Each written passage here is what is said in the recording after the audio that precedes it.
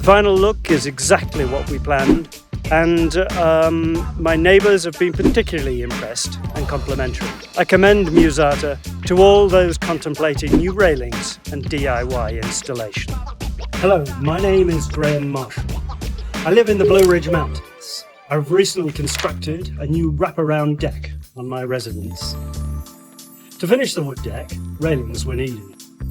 I wanted to share my experience with you all, from choosing the right partner and selecting materials through to the installation process. I'll walk you through some of the challenges that I faced, the solutions I came up with, and how the final result turned out. I hope this helps anyone out there looking to take on a similar project. Let's dive in. I chose Muzata because of their significant number of years in this business. And I expected a good preliminary design support, and I was not disappointed. My wife and I chose stainless steel posts and handrails for robustness. Colour was important, and for us black won the day because it contrasted so well with the house and deck. Lastly, we opted for stainless steel wire so that we have minimal interruption of our mounting views. The Muzata quote was very detailed, and I really appreciated their experience in part selection for my deck. In particular, the pre-drilled posts and swage connectors made the install very easy. Muzata provided a detailed installation guide to me that was specific to my design. I could see this was going to be painless. My first job was post installation. I practiced on a short length. I found the key was measure, install, measure again, and reinstall until the posts and handrails are aligned. On the 45-foot length of railing, I used a laser on the post inner face bottom for marking, and then after installation for verifying alignment. Using the bolts and the level, each post was made upright.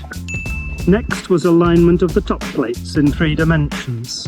I used a laser for this on the long length of railing, and while the laser was ideal for the long railing, string was adequate for all the shorter sections.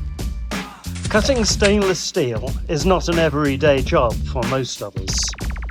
Muzata recommend a chop saw and a resin blade, and this is a good solution.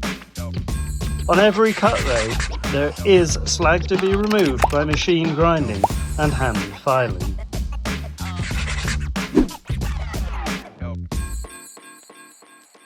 I drilled over 200 holes using my pedestal drill. 80 were tapped by hand, and unexpectedly I burnt through 5 cobalt drills on this project. So when you go to the store on day 1, buy at least 3 drill bits of each size. I designed and constructed floating steps from wood.